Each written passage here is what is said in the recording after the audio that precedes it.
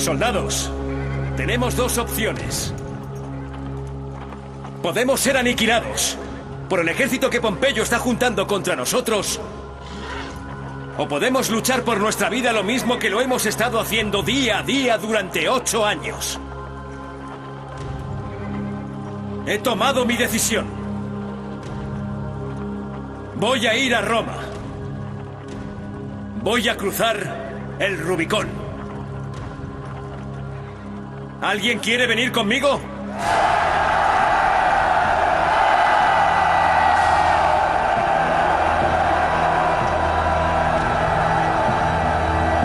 ¡A Roma! La suerte está echada.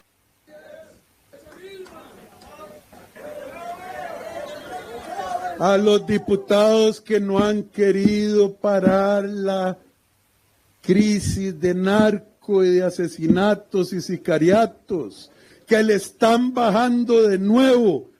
Hace poco aprobaron aumentar las penas a quien agrediera con un arma de fuego a alguien. Y ahora dicen, pobrecitos, hay que bajárselas.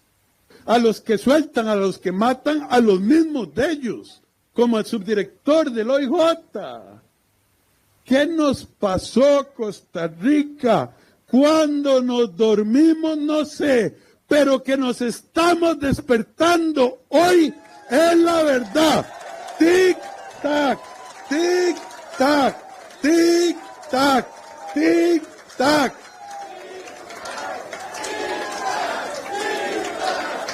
No los oigo.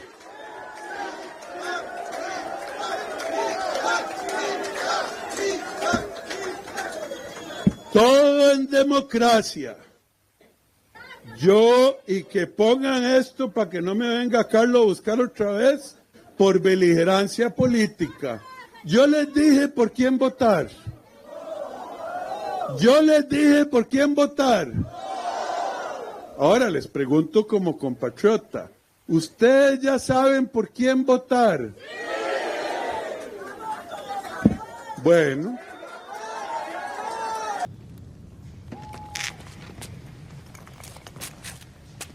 No nos comeremos a nuestra propia gente. ¿Queda comida suficiente para varios días?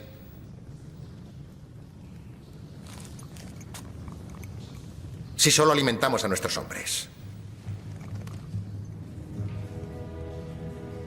De ese modo podremos comprometer a los romanos, debilitándolos.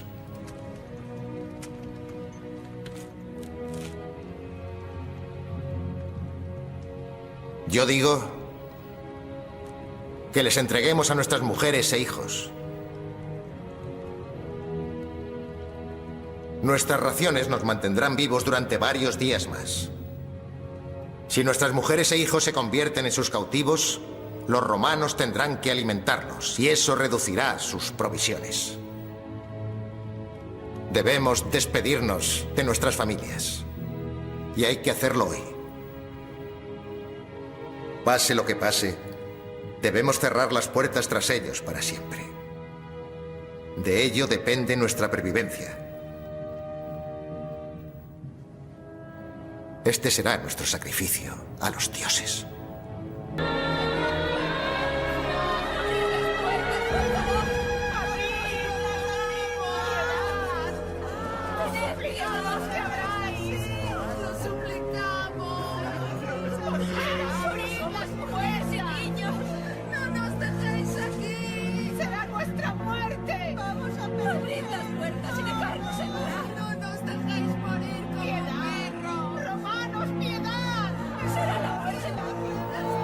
Envíe refuerzos a las puertas. Acerrojadlas bien. Y doblad la guardia.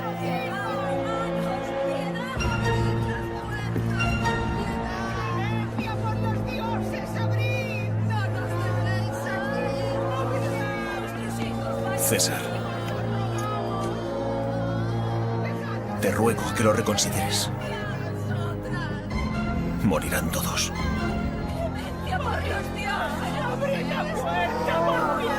No mataré de hambre a mis hombres para mantener vivo al enemigo. que vuelvan a Alesia.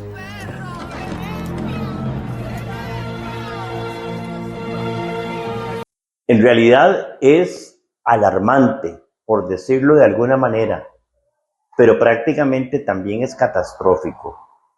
Los recortes a la inversión social que vienen en el presupuesto del 2025.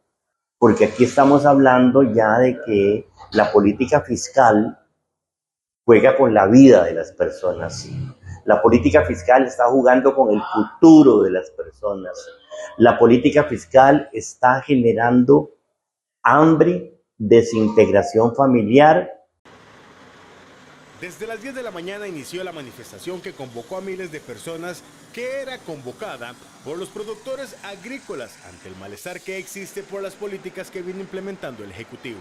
Uno de los últimos hechos, considerado como un golpe para los productores nacionales, fue el anuncio de que Costa Rica está realizando los trámites para ingresar a la Alianza del Pacífico, lo cual consideran terminará por acabar con los agricultores nacionales. Vean, nosotros tenemos, hay un 85% de pequeños, de medianos ganaderos que no vamos a aguantar, no podemos. Y vamos a la desobediencia. No vamos a la desobediencia. Entonces, ¿sabe qué? A la desobediencia nos vemos. Bueno, Si no, a mí no me amenaza. ¿Cuánto hace que Sila irrumpió en la ciudad con su ejército, violando la sagrada ley romana que dicta que ningún hombre debe pasar el Rubicón con hombres armados hasta Roma? ¿Cuán fresca ha de estar en vuestra memoria la sangre derramada para que seáis cautos? César ha hecho más por Roma que ningún otro general en su historia. ¿Y cómo respondéis? Despojándole de su consulado en su ausencia sin ninguna explicación. Ha triplicado la extensión de Roma en los últimos años. ¿Y qué le pedís? Que deponga las armas. No es César el criminal. ¡Es este Senado! Este Senado representa al pueblo de Roma. Este Senado representa sus propios intereses. Sila dijo casi lo mismo. Si lo dijo, estaba en lo cierto.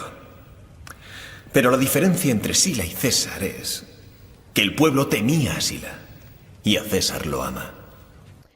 En marzo de 1948, gravísimas violaciones al derecho electoral de los costarricenses desembocaron en una guerra civil. Costa Rica andaba mal en muchos campos, como sabemos, y pasó por el doloroso y trágico parto de una guerra civil para poder gozar de una nueva constitución que consolidara las libertades y la democracia y que permitiera un mayor crecimiento económico y social. Pero el despeñadero comenzó hace más de 50 años y está alcanzando ahora su punto más alto, como todos sabemos. Gobierno tras gobierno, dominado por el bipartidismo, fueron creando ministerios, instituciones autónomas, semiautónomas, gobiernos locales, empresas públicas estatales, para dar miles y miles de empleos a personas afines al partido político de turno. Y así forzaron reformas y ajustes a la Constitución y a nuestro ordenamiento jurídico para recetarse privilegios de todo nivel, como una forma de mantener la fidelidad y la solidaridad de los grupos burocráticos, relegando al sótano los intereses y las necesidades del pueblo.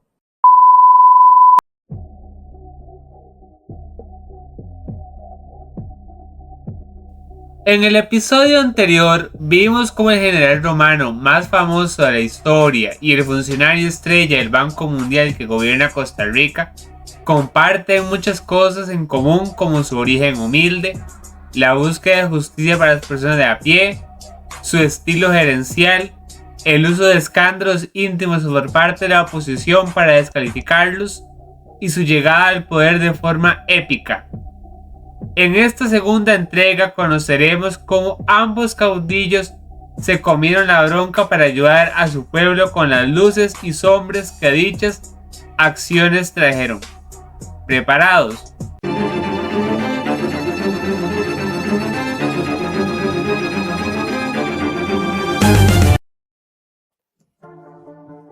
Para empezar este video, Veremos por secciones diferentes las distintas políticas implementadas por los dos caudillos y empezaremos por lo primero, economía. Julio César no solo fue un excelente general, sino que trajo prosperidad económica a Roma, aunque debemos entender que el concepto de economía de mercado y de capitalismo era distinto a la antigua Roma y no puede entenderse en el sentido actual, porque nuestro sistema económico presente se rige por estándares de consenso entre los economistas como Producto Interno Bruto, tasa de crecimiento, libertad económica, índice de desarrollo humano, desigualdad, entre otros, pero haremos comparaciones sencillas que puedan ser entendidas por todos. Cuando Julio César llegó al poder, la situación sociopolítica era muy adversa para las personas de a pie, porque pequeños grupos de poder habían usado su dinero cuantioso para capturar las instituciones de la República Romana y enriquecerse mediante trampas, impidiendo la libre competencia mercantil. A pesar de que en los últimos años de la República Roma se había expandido militarmente y sumaba grandes riquezas, una buena parte del pueblo era excluido de ese proceso de prosperidad, viviendo situaciones de pobreza muy duras, mientras recibía la indiferencia de la clase política tradicional.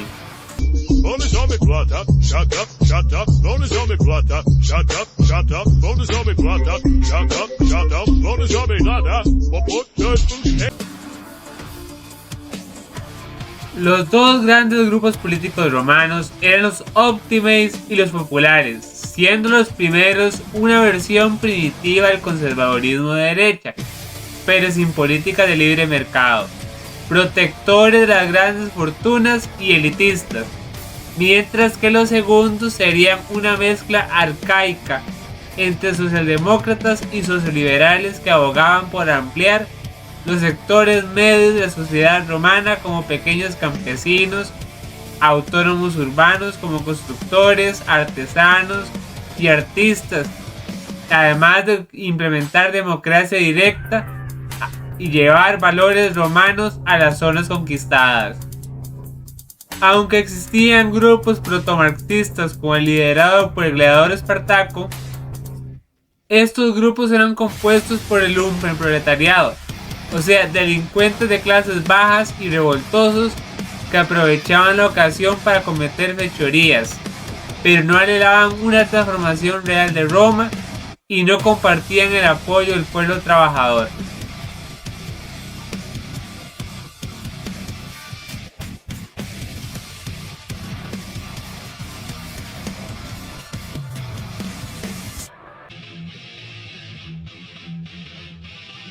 Volvamos a Costa Rica para ver cómo era la situación sociopolítica que llevó al poder a Rodrigo Chávez.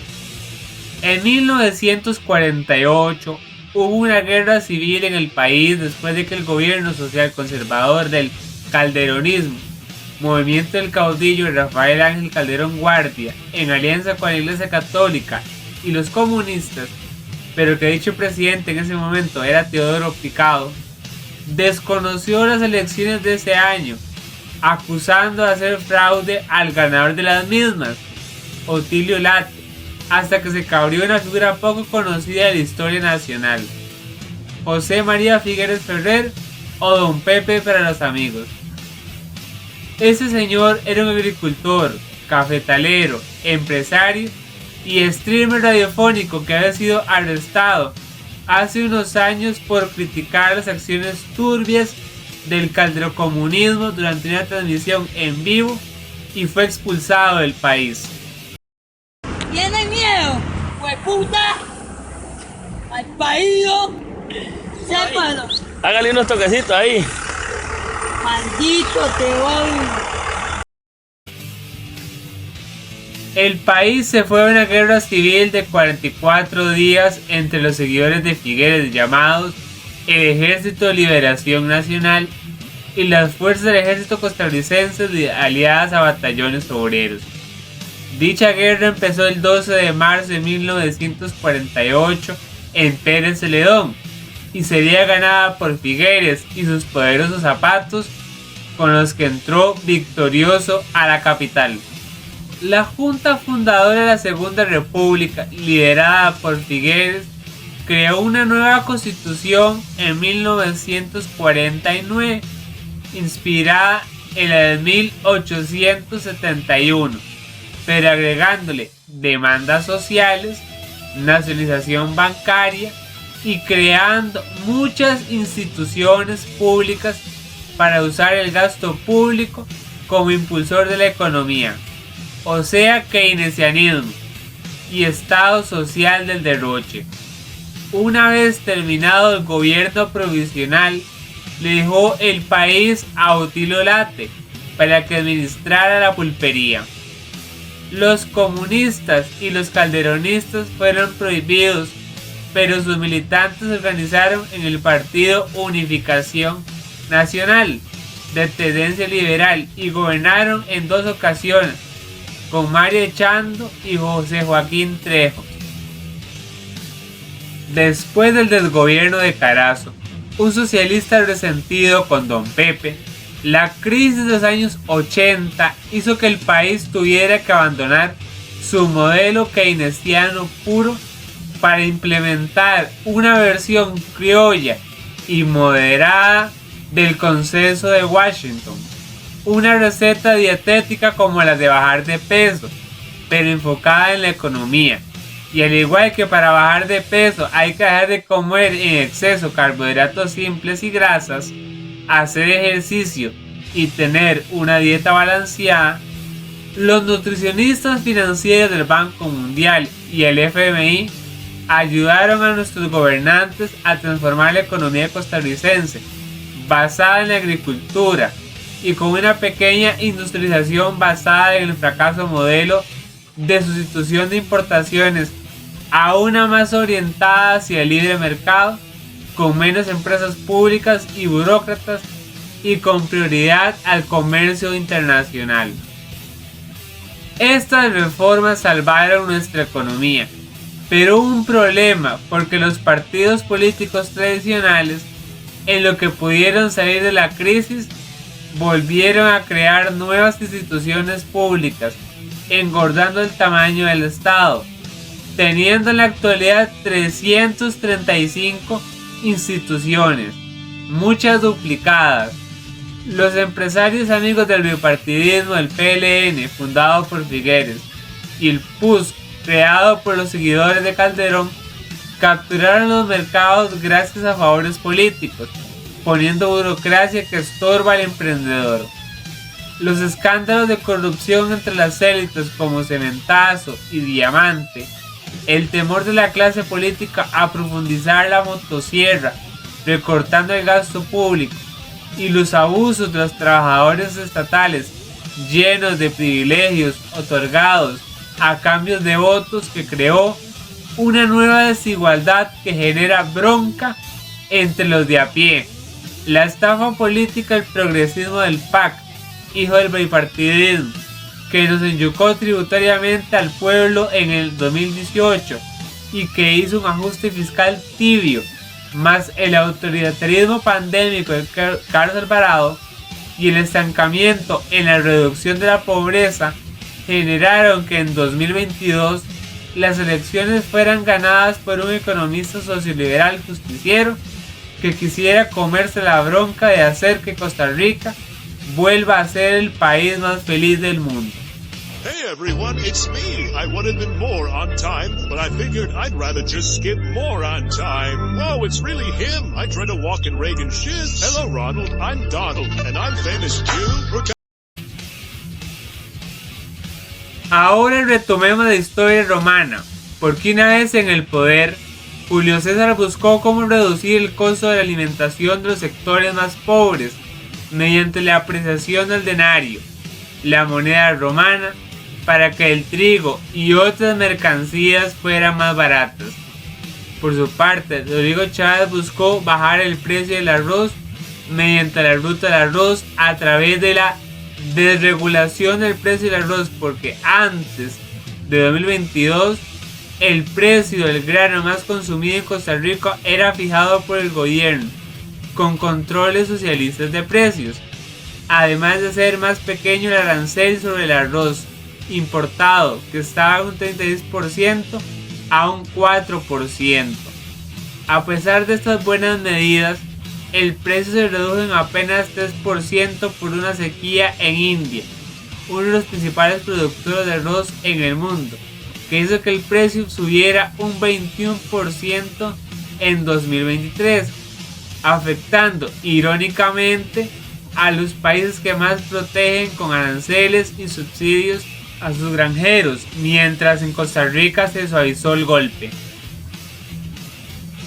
La torpe oposición política antigobierno de los socialdemócratas liberacionistas y los comunistas del Frente Amplio acusaron a Chávez de destruir al agro nacional con sus políticas neoliberales, mediante el uso del llanto de pequeños campesinos arroceros en la Asamblea Legislativa, sin contar que la inservible institución del Conarroz, la entidad que está supuestamente para volver más competitivo al sector arrocero, tenía secuestrados dineros destinados para que los pequeños agricultores pudieran mejorar sus fincas, porque estaba capturado por 4 tagarotes de la agroindustria para evitar la competencia, y con ayuda del Frente Amplio, que supuestamente es enemigo de los oligarcas, querían crear el Fonarroz, una institución para rescatar entre comillas el sector, pero con el agravante de que esta nueva institución ya iba capturada desde su creación,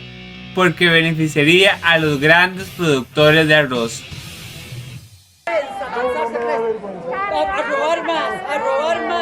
A robar más, sin vergüenza, ni me toques, sin vergüenza. No, vaya a robar otro país. Viejo, vaya a robar otro país. En cuanto al tipo de cambio del colón, la moneda nacional, en la relación con el dólar, en la administración Chávez, el colón se ha fortalecido gracias a sus políticas favorables para las empresas privadas y la llegada masiva de dólares por las inversiones extranjeras, por lo anterior mencionado, haciendo reducir el costo de los productos importados.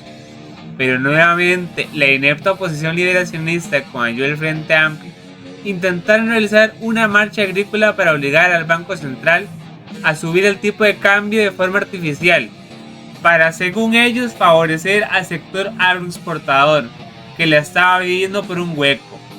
A pesar de la protesta, que tuvo muy poco apoyo, porque lo que realmente querían era que devaluaran nuestra moneda para que el empresario prebendario liberacionista Antonio Álvarez de Sanz exportara sus bananos con $1 más caro, mientras al pequeño campesino y al resto de la ciudadanía se los iba a llevar la trampa, porque si sube el dólar, todo lo demás también sube, menos el salario. Expulsado, bueno, vamos a respetar este momento, pero salió expulsado porque le quiere, bueno, incluso está insultando a Walter Quesada, está furioso. ¿Qué fue lo que pasó, Alejandro? Bueno, está enojado Alejandro Alpizar. Felipe, voy a ir con usted porque visiblemente aquí las cosas están difíciles.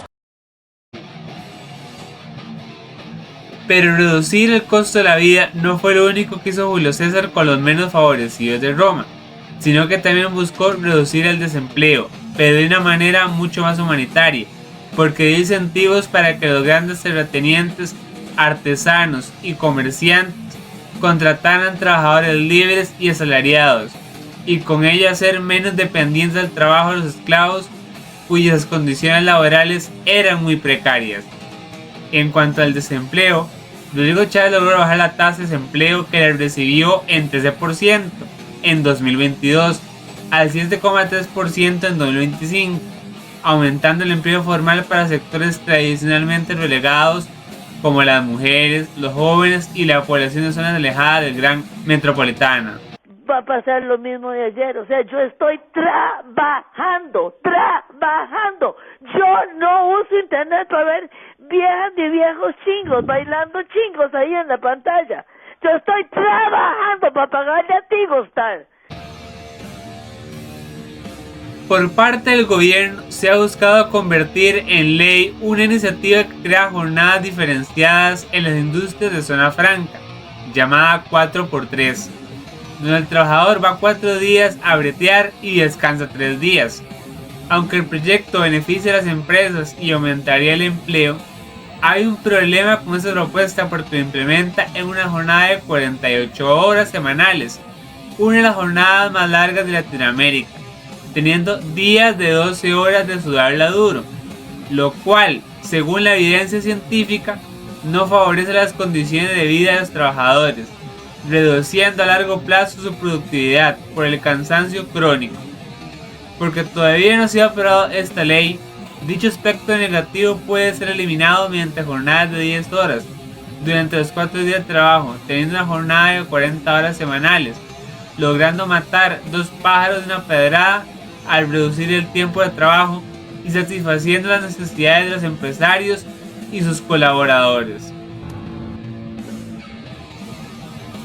En el aspecto de la inversión social, Julio César, al realizar un censo, logró descubrir que el subsidio al grano estaba siendo mal empleado, ya que muchas personas que no eran pobres tenían acceso a ese beneficio de forma injusta, gracias a la corrupción de los optimistas, por lo que, una vez identificado el problema, se recortó a la mitad los subsidios, generando un ahorro para el Estado romano y llegando solo a los menos favorecidos, a pesar de los alegatos de los mismos de siempre, además de ensanchar la primitiva clase media romana, con la creación de nuevos empleos asalariados.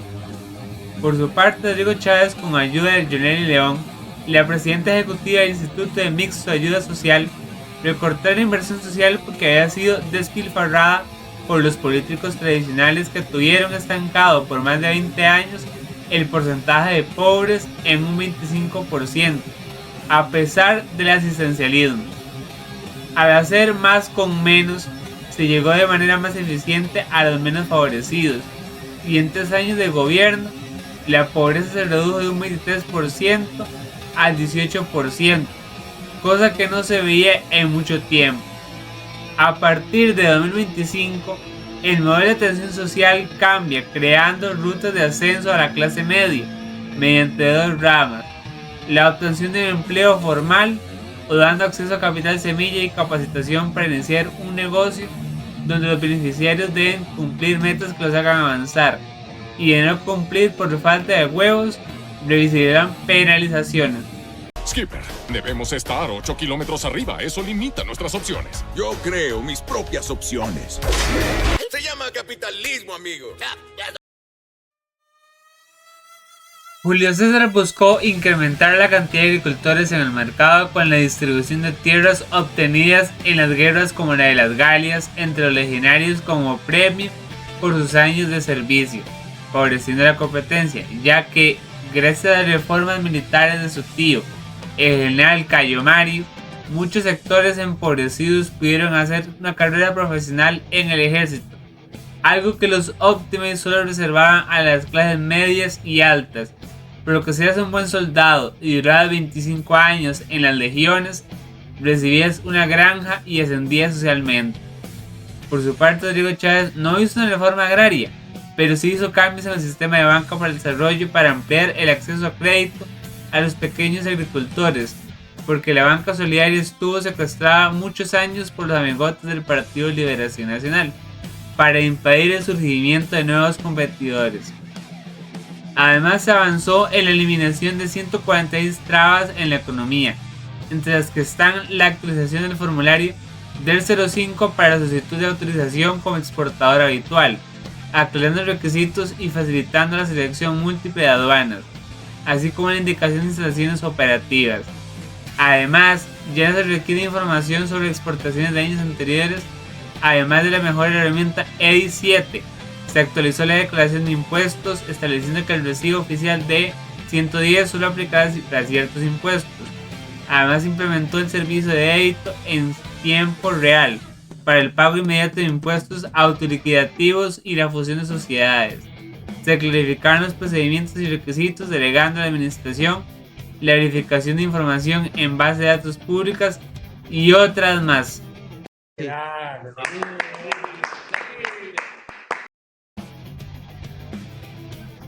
Estas son algunas de las medidas económicas de Julio César que hicieron de Roma una potencia próspera, mientras que Rodrigo Chávez, al usar su inteligencia y estilo gerencial, logró que Costa Rica, que estaba al punto del impago cuando recibió el mandato, se transformara en una economía jaguar orientada al libre mercado, pero todavía falta mucho por mejorar. Ahora vamos a otro sector, la seguridad pública. Julio César era partidario de la mano dura y mejoró mucho la justicia. Se castigó con dureza el crimen común y la corrupción, además de dar seguridad a la capital romana y las zonas alejadas de la República, haciendo que los viajes fueran más seguros gracias al aumento personal en seguridad y justicia. Por su parte, Rodrigo Chávez ha buscado implementar leyes más duras contra la delincuencia común y el narcotráfico, pero la Asamblea Legislativa le bloquea los proyectos de mano dura por considerarlos inconstitucionales, entre comillas, porque es bien sabida la relación entre ciertas diputadas como Gloria Navas y el Partido Liberación Nacional con narcos, mientras los jueces alcahuetas y corruptos sueltan peligrosas víctimas de la desigualdad a cada rato, ya que les dan prioridad a los derechos de los que hacen daño que a los de la gente honrada. Ustedes los canallas, ustedes desgraciados. Debido a esto, en 2023 se llegó al espantoso récord de 907 homicidios, muchos causados por el conflicto entre los distintos grupos mafiosos, mientras que el pueblo se sienta indefenso, a pesar de los esfuerzos de la policía en atrapar criminales, que son soltados por el corrupto megapoder judicial costarricense, donde el personaje como el fiscal general Carlos Díaz ha sido descubierto formando parte de sociedades anónimas vinculadas a grupos narco, además de tener prácticas nepotistas con su pareja sentimental, a la que llegó a aumentar el sueldo 19 veces, y de utilizar las fuerzas represoras del Estado en contra de sus críticos, porque él dijo abiertamente ser militante de Liberación Nacional.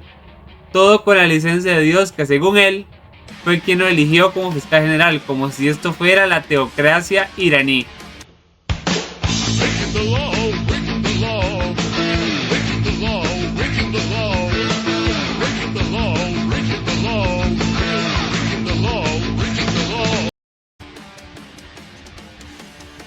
A pesar de la muy cuestionada obstrucción del PLN, Gloria Navas y el Frente Amplio, porque los izquierdistas son defensores de las ratas desde tiempos de Rousseau, Rodrigo Chávez inició la creación de 21 nuevas delegaciones policiales, contrató 1.500 nuevos uniformados de azul y les subió el sueldo en 50.000 colones más, que serían $100 americanos al salario mínimo que ya tenían de 320.000 colones.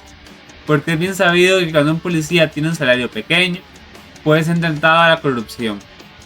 También consiguió el apoyo del gobierno americano para la implementación de escáneres antidrogas, que se les regaló para combatir el crimen organizado, a pesar de que la oposición, con ayuda de la Contralora, se opusieron a dicha compra. De los 4 escáneres ya hay uno instalado y funcionando en Limón, permitiendo que salga menos droga en las exportaciones nacionales. Pero ante este año se pondrán más, y con eso se han reducido levemente los homicidios en 2024 a 880, pero solo se podrán bajar mucho más ese número si se reforma el Poder Judicial y se aprueban más leyes de mano dura contra el crimen, algo que es solo posible con mayoría de diputados en el Congreso. Dejando de lado la economía y la seguridad, vamos a tocar el tema de alianzas políticas tanto de Julio César como de Rodrigo Chávez, porque ambos caudillos no gobernaron sin ayuda de otros, como veremos en los próximos minutos. Julio César llegó al poder en el año 63 antes del Mesías Chancleto, con la idea de comerse la bronca de salvar a la República después de varias crisis políticas causadas por el dictador conservador Sila y la corrupción de sus allegados como Dolabella, que había sido gobernador de Macedonia, pero que su gestión sería tan mala ya que las calzadas romanas no se reparaban porque el dinero destinado a eso se desviaba al bolsillo de ese choricero, además de subir sin ningún sentido los impuestos, profanar los templos griegos y abusar sexualmente de una joven griega llamada Mírtala en frente de su pareja. ¡Me cago en la puta! ¡Ya! Julio César lo enfrentó como abogado en un juicio muy famoso entre el pueblo, pero a pesar de usar argumentos y pruebas verificables, Dolabella era parte de la red de cuidado creada por Sila, siendo absuelto por el jurado, pero como no podemos esperar que Diosito lo haga todo, los militares veteranos aliados a Julio César se lo cargaron, después de una lucha armada contra los sicarios de Dolabella, que pensaba poner bajo el zacate a César después del juicio, porque al igual que el Partido Liberación Nacional, que ha tenido relaciones con criminales desde los tiempos de Pepe Figueres y Robert Vesco, los Optimates transaban con mafiosos para concentrar el poder. Una vez en el poder, decidió realizar una alianza con otras figuras políticas del grupo de los conservadores moderados, entre ellos Pompeyo y Craso, que tiene un alto talento comiéndose broncas, siendo el primero árbitro en un conflicto civil en Israel entre los judíos asmoneos, Aristóbulo y Juan Hircano II, que terminó en la conquista de Jerusalén, además de aplicar mano dura a los piratas del Mediterráneo, mientras que Craso fue el líder militar que hizo concha al gladiador anarquista Espartaco en la Tercera Guerra Servil, como ya conté en el primer episodio del Iceberg de la antigua Roma. Este triunvirato tuvo importantes logros como la aprobación de la ley de tierras de Julio César, que trajo nuevos agricultores al mercado romano, gracias al poder conciliador de Pompeyo, porque esta reforma agraria había sido bloqueada por los Optimates de la ala dura, conservadora, que deseaban tener capturado el agro, además de nombrar al tribuno Clodio como tribuno del pueblo, cargo similar a defensor de los habitantes, pero con más poder para contrarrestar a la ala dura de los Optimates. Con ayuda de las legiones de Pompeyo, Julio César pudo iniciar la guerra de las Galias como respuesta a los saqueos cometidos por los antepasados franceses y la obtención de tierras fértiles para el agro romano. Este conflicto, que duró 8 años, de 58 AC a 51 a.C., hizo que César se volviera muy popular entre las legiones, los campesinos, el pueblo llano, y después de la victoria gloriosa de Roma, se despertó el terror a perder el poder de los mismos de siempre, que llevó a una guerra civil en el 49 a.C., cuando César cruzó el Rubicón con sus tropas. Mientras César aumentaba su popularidad y fortalecía su poder político-militar, los otros dos miembros del triunvirato se estrellaron, siendo el caso de Craso, que fue derrotado de forma aplastante en la batalla de Carras por el Imperio Parto, antigua potencia iraní al mando de Orodes, y su general Surenas, que con 10.000 tropas logró 30.000 bajas de los 42.000 efectivos de los hijos de Eneas, que se debe utilizar en la frase "craso error", cuando alguien comete una chambonada tan atroz que es insalvable, porque a pesar de que Roma tenía todas las ventajas del mundo, el subestimar la estrategia de los arqueros a caballo y los partos les costó bastante caro. Por su parte, Pompeyo, manipulado por los senadores corruptos, vendió su arma y se enfrentó a Julio César en la guerra civil, donde fue guiado por Papi César en la batalla de Farsalia, quedando como el líder total. ¡Demonios! ¡Lo hicimos!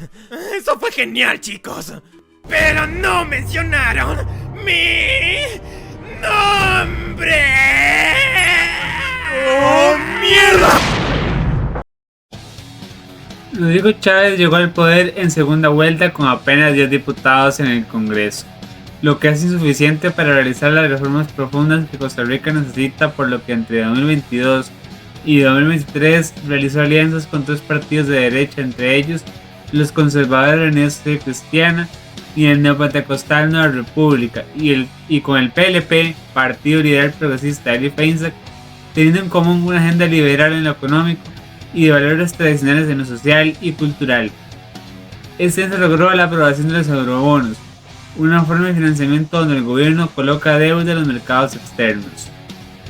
Con este logro se buscó avanzar en la reducción del tamaño de estados, tratando de cerrar instituciones que perdieron su rumbo, como Conarroz, el CNP, Recope, CONAVI, COSEI, el Ministerio de Gobernación, SINART, la privatización total del Banco de Costa Rica, la Fábrica Nacional de Licores, romper el monopolio del azúcar y la venta del INS, la apertura del mercado eléctrico, que es un monopolio del Instituto Costarricense de Electricidad, la derogación de la nefasta ley de usura que excluyó a muchas personas de los servicios financieros, la apertura del 5G y las jornadas 4x3.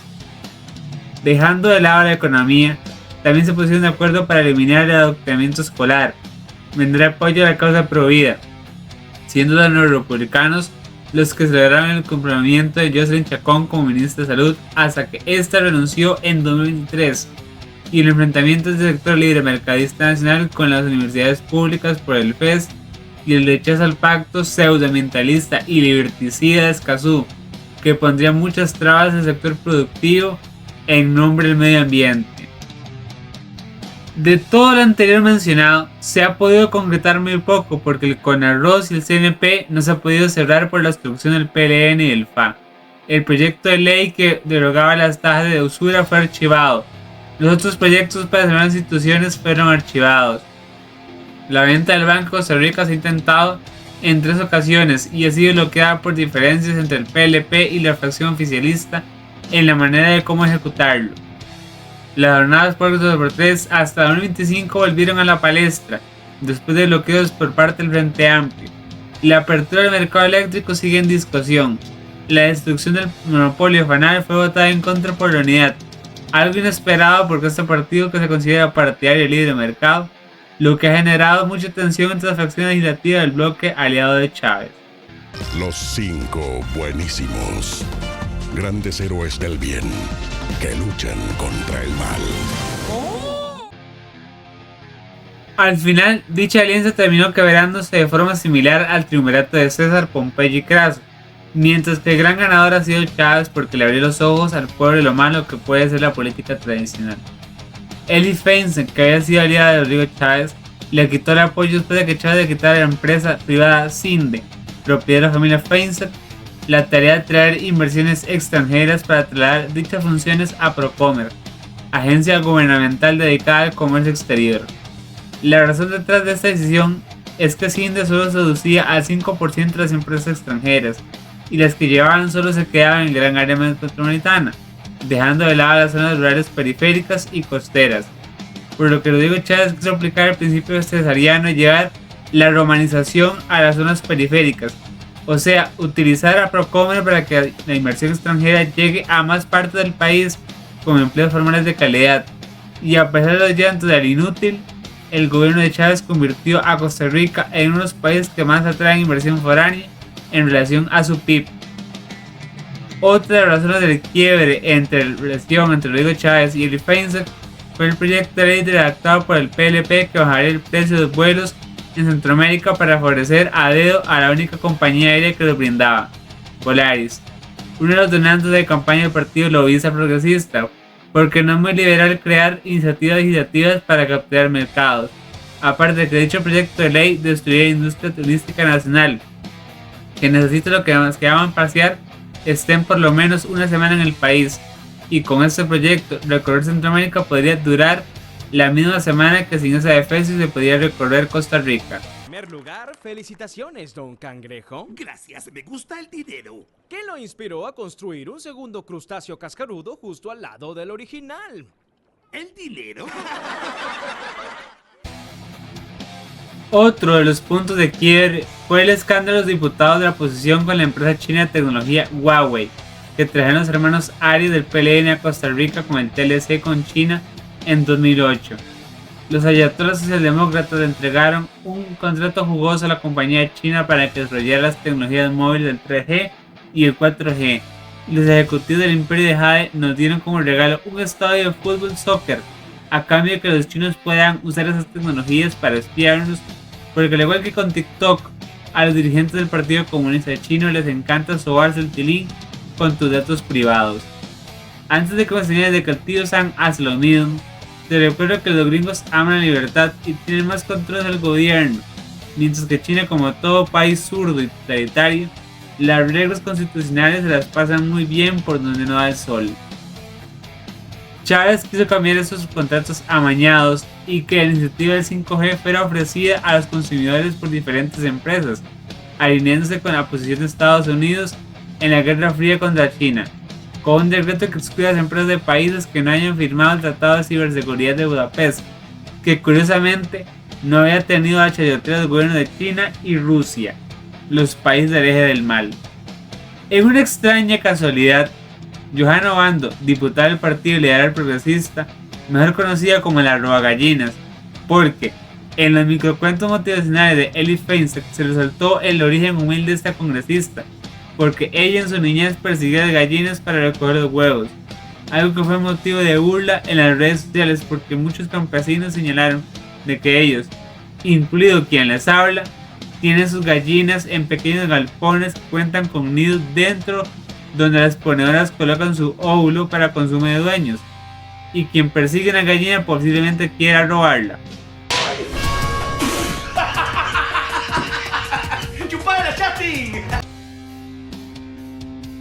Volviendo al punto del PLP, Johanna se sacó de la nada un proyecto de ley donde buscaba la neutralidad ideológica en la tecnología, para así con ella preservar el libre mercado. Pero no contó que dicho proyecto de ley era para salvar el culo a la empresa de Huawei, como más adelante se verá. Así como frenar la necesaria ley de prohibición de TikTok en Estados Unidos en nombre de libertad de expresión, es una ocurrencia porque TikTok es la red social que más restringe el libre intercambio de ideas en su plataforma, porque es una subsidiaria del PCC. Declarar una ley de neutralidad tecnológica en nombre del libre mercado para que una empresa aliada del comunismo chino controle el 5G en Costa Rica es una torpeza geopolítica, porque China basa su modelo económico y estrategia de comercio exterior en peligrosas trampas como salarios de hambre, subsidios gubernamentales a las empresas a cambio de tener figuras marxistas en las juntas directivas, bloquear el libre mercado cuando no les conviene, por ejemplo con las películas extranjeras que tengan valores que cuestionen la narrativa socialista, la instrumentalización de las compañías tecnológicas en operaciones de guerra cognitiva y el poner políticos basura en países en vías de desarrollo para que endeuden el país con préstamos abusivos para que entreguen la cola, vendiendo a precios miserables sin sus recursos naturales. Resulta que tiempo después, a finales de 2024, un medio de comunicación llamado OPA publicó en su noticiero una investigación periodística que muestra que el Partido Comunista Chino y Huawei pagaban viajes al imperio de Jade a varios diputados de la oposición, además de hacer fiestas con ellos, donde ejecutivos chinos y un diputado conservador del grupo de Fabricio Alvarado vapeaban a mano cambiada, y en el caso del PLP, la diputada Obando y una de sus compañeras de fracción visitaron los domicilios privados de dichos ejecutivos, y una de las diputadas se quedó a dormir toda la noche y Obando salió en las horas de la madrugada a cambio de que ayudaran a la compañía china a mantener capturado el 5G. Vos, Wolverine, sos grosso, decime que garchás. Yo salía con una flaca, bien puta. ¿Te entregaba el orto? Sí. ¿Se entregaba la chile? Todita. ¿Rubio morocha? Esa pregunta es muy personal. El craso error del Partido Liberal Progresista fue este escándalo, porque había videos donde las diputadas tenían reuniones secretas de larga duración con sus ejecutivos, por lo que no pudieron negar estas acusaciones, además de las burlas en redes sociales sobre si habían encamado literalmente con Huawei, lo que llevó a la aprobación de este partido político al 0,3% del padrón electoral. La figura de Fabricio Alvarado y su agrupación Nueva República es que Chávez, al eliminar la agenda woke de la educación y proponer proyectos de ley a favor de los no nacidos, sacar a Costa Rica del tratado pandémico, defender a los campesinos de Pérez Celedón de un plan regulador comunista impulsado por la municipalidad, dejó sin proyecto político a Fabricio, además de los efectos de aplicadura del escándalo de Huawei, y traer al Congreso diputadas cuestionables como Gloria Navas, abogada garantista al estilo Zaffaroni, que defiende a los delincuentes porque los considera víctimas de la sociedad y que trabajó para el narcotraficante Ricardo Allen, posturas de izquierda incompatibles con la ideología conservadora antiglobalista y evangélica que dicen tener. Por su parte, la Unidad Social Cristiana, el clásico partido de derecha costarricense, tiene apoyos en mínimo por las posturas progresistas en lo social y cultural de su candidato para la elección del 2026, Juan Carlos Hidalgo, lo que demuestra que la política tradicional está desconectada de mundos populares que anhelan un líder que continúe la línea de Rodrigo Chávez, de ser un socioliberal en lo económico que promueve el libre mercado con igualdad de oportunidades para los menos favorecidos, pero que al mismo tiempo defienda valores familiares. Pero aparte, un buen manejo económico enfocado en el libre mercado, pero con una sensibilidad social. El enfrentamiento con las élites tradicionales que tienen instituciones capturadas y los errores de la oposición que no tienen un proyecto país alternativo a largo plazo, a diferencia de Rodrigo Chávez, que tiene una ruta clara sobre el futuro de Costa Rica.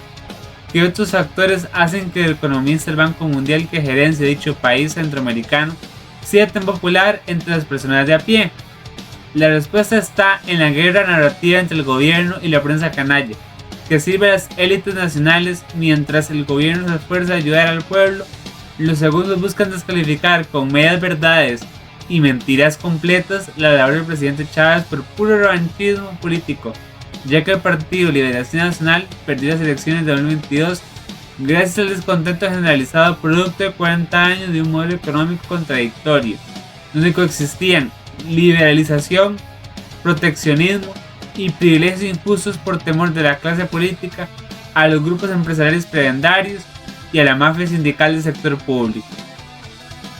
¿Cómo se desarrolla esta guerra cultural y narrativa y qué relación tiene esta gesta con las campañas militares de Julio César? Descubrámoslo juntos en el próximo episodio de esta serie, por lo que si este video te gustó, dale like, comenta y suscríbete.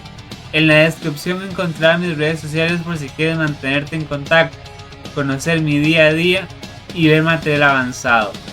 Te habla Adrián y te deseo dulces sueños.